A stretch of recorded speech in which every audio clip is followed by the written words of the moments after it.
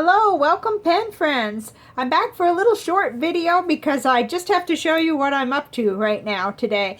I have been blessed by a pen friend, Sharon, who passed on this ink journal to me. Now, this is not how it came, so just ignore the binding right now because I'm going to tell you about that. But I had been wanting one of these, and I'm just so blessed to have it. And so I want to show you about it and talk about what I did to it and everything. But it's inkjournal.com. That's the same place where I get the ink flights from every month. And this is their ink journal. But before we get started, when the journal came to me, it comes kind of like this book, like a thin, book. And it's not bound like this, but I had just decided yesterday that I'd go and see whether Office Depot could spiral it for me, because I've had that done to a couple things where I just like things to not just lay flat, but just be really not flapping back on me at all. And I didn't really even test it out. I just decided I wanted the rings on it, the spiral, because I like that. And I took it over there, and I think it was 75 cents to have it cut. And then it was like $3 to have it spiraled. So, but I like that, and I know because I've used several different things with their spirals, and I just really enjoy it. So that's how come mine looks kind of, different. But so let's just get in here, and I'll show you. I've only done 3 inks in it so far, and I have another pen friend to thank for that, because for the first 2 inks there, because Banu gave me samples of those 2 inks, which are just amazing inks. So thank you very much, both of you. I mean, my goodness, sometimes I feel like I didn't buy anything lately. It's all sort of been given to me, so I really am appreciative though. So this is what the inside of this journal looks like. It gives you a place to write the ink brand and the color name and the pen that you're using, and it's got this little neat graphic of the nib there. And then it gives you room to, it's already pre-formatted for you to write down the sentence, that whatever you want to write, but I wrote the standard one, the quick brown fox. And then it's got a place to either scribble or swab the ink, which I'll talk about more when we get to the next color, because I think I'm going to do it differently from now on. This was with a paintbrush. And then, I'm just learning all of this stuff, so I got a lot of little oopsies here, because I dipped back into my dirty paint water with a paintbrush, so but I experimented a little, and I found it took quite a while for that ink to dry on this paper, which I think it's different. It's always different paper to paper, but this is a very, very smooth paper. I really like it. It feels a lot like the Rhodia Gold book, and it feels kind of like the Clairefontaine. It's very smooth. So and then it gives you lots of room for your comments. I like that too. And I just taped in, because it's never complete for me until I see what it looks like on the Tomoe River paper, because that's what I'm doing with all my letter writing. It seems like lately I've used the small Tomoe River paper. But I kind of like how the ink looks on the paper right from the pen versus, like this. I don't think this is completely accurate, or the way that I want to see the ink. So probably from now on I'll just do with just little scribbles from my pen. But I love this ink. It's amazing stuff. And I think I saw that it was marked down a little on Van Ness. So it's a beautiful purple. Okay, so you see how this next one, the Caran d'Ache, it looks a little bit faded here. But it would have been better if I just done what was recommended. I watched a video from them that it talked about, just scribbling on there, or I think that would really be better. And I did a little better with my paintbrush test. Don't quote me on any of these drying times, because I tell you, I'm so new at it that I'm just sort of, not all that confident with it. When I'm looking at inks, I'm not really looking at dry times. I'm looking at the brightness of the color and whether it looks good to write a letter with. That's about all I really, and the price. I do look at the price too, so.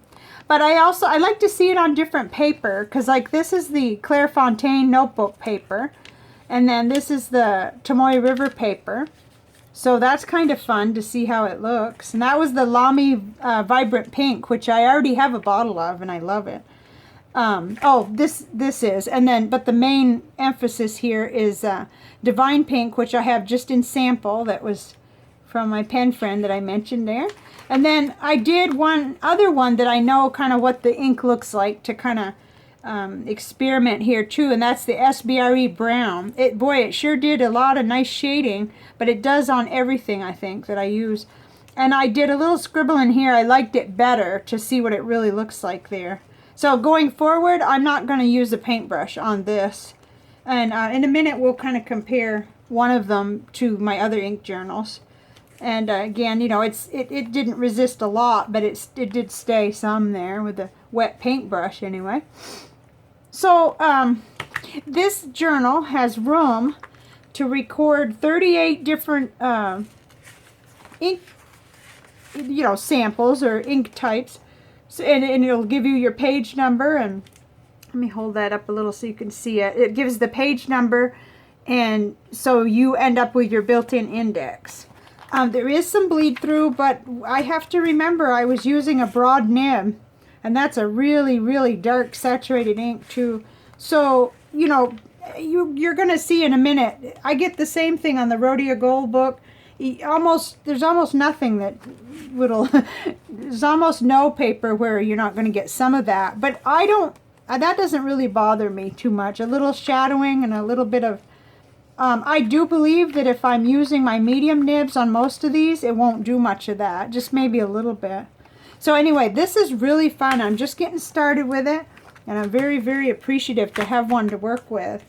The other thing I wanted to mention before I went on to the other, just to compare, was that on their website at Ink Journal, you can get these little templates. So let's say you have a little 3.5 by 5.5 Tomoe River insert, I guess they'd call it, or booklet or notebook. You can put this behind your paper.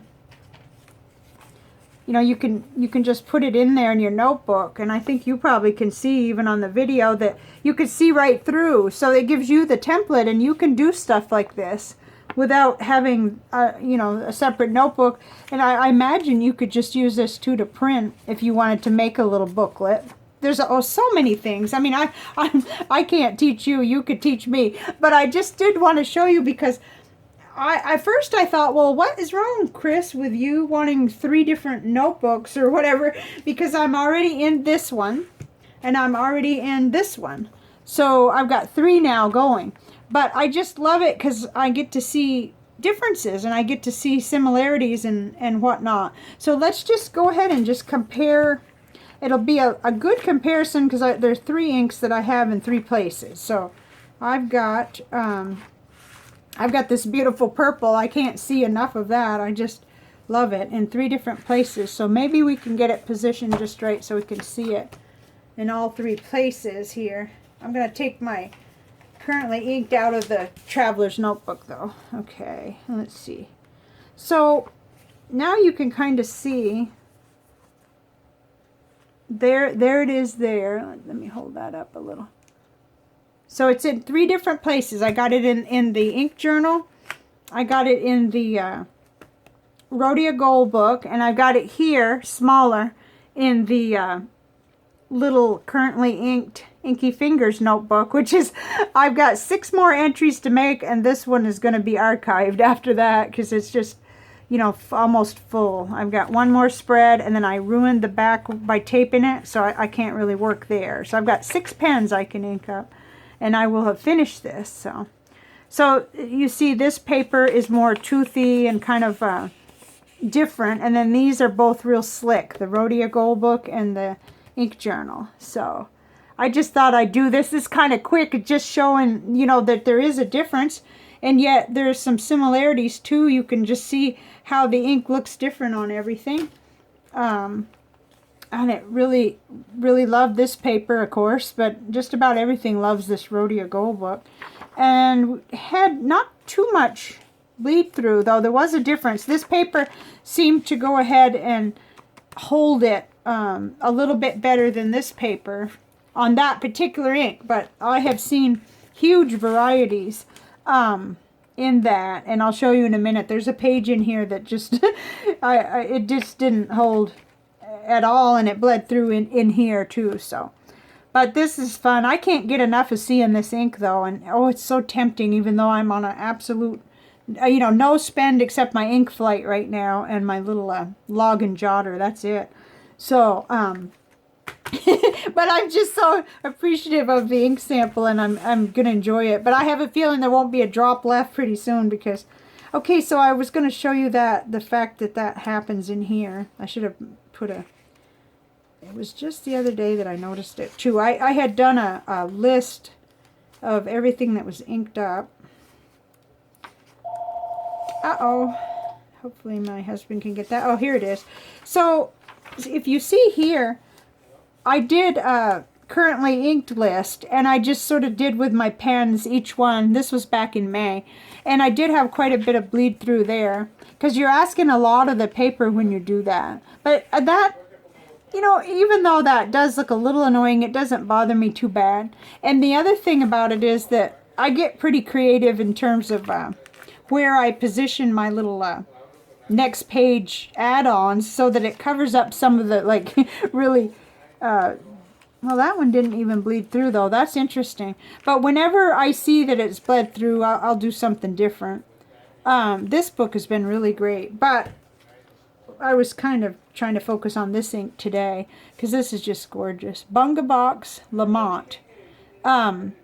And I had learned a little bit, stuff that I didn't know too, because I went online and of course had to find out where can you get this ink. And I found it more than one place, but I did find that at Vaness it was $39 for a 50 milliliter bottle. And it said that the ink is made by Sailor for Bungubox Pen Store in Japan. Oh, that was at Anderson that I found that out. Hopefully I'm not scrambling everything. I looked both places because I think I was comparing the slightly lower price with how much it might be for shipping and things like that. But I didn't press go. I didn't order. So far I'm still on my no spend. But anyway, I just thought you might like to see what I did with that binding. And then I'm going to show you just one more thing. And then the other thing I wanted to show you was just over here where in the, I don't know if you remember, but in the ink flight this month, they gave us a little calligraphy book, and I haven't really started. That's kind of shameful. But in the middle, it had a spread where it had some labels. And I decided to use those labels to go ahead and I got them out of here, and I labeled each one of my 12 gauge shell boxes.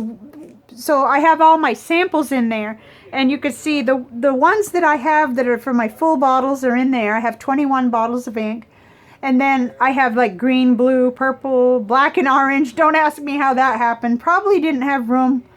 Some of them are solid full. Green and blue are full, and there's a lot of question mark as to whether it belongs in blue or green, but I like to have them labeled so I can get quickly into that. And then these are the ones that my friend had just sent to me, Banu. Thank you very much. Oh my gosh, she has excellent taste in ink, let me tell you.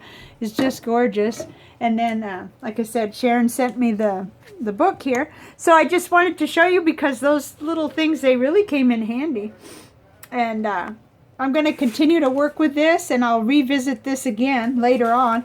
But I can see filling this right up with 38 inks and really enjoying the reference point that it'll give me for them. So I just wanted to share that with y'all. No crystal today because I just don't have enough crystals that I haven't already covered. So I figure once a week when I do my main video for Saturday, I'll do that. So I hope you're having a wonderful day. And feel free to throw in the comments what you're currently using for an ink journal or a way to do it. For a long time, for several months, all I used was Rhodia dot grid pads, and I just tore them out, and I had a whole folder like that, and that worked really good too. But I just suddenly realized, wow, it's kind of neat. It's kind of my main thing, so why not just go ahead and use the notebooks and and see if I could compare and really enjoy that process. It's actually, it's like playing in the sandbox for me. It's like a kid, because I really love this. So I just love ink samples and ink testing and seeing what it looks like on all kinds of papers. So anyway, that's it for today, and have a wonderful day. Bye for now.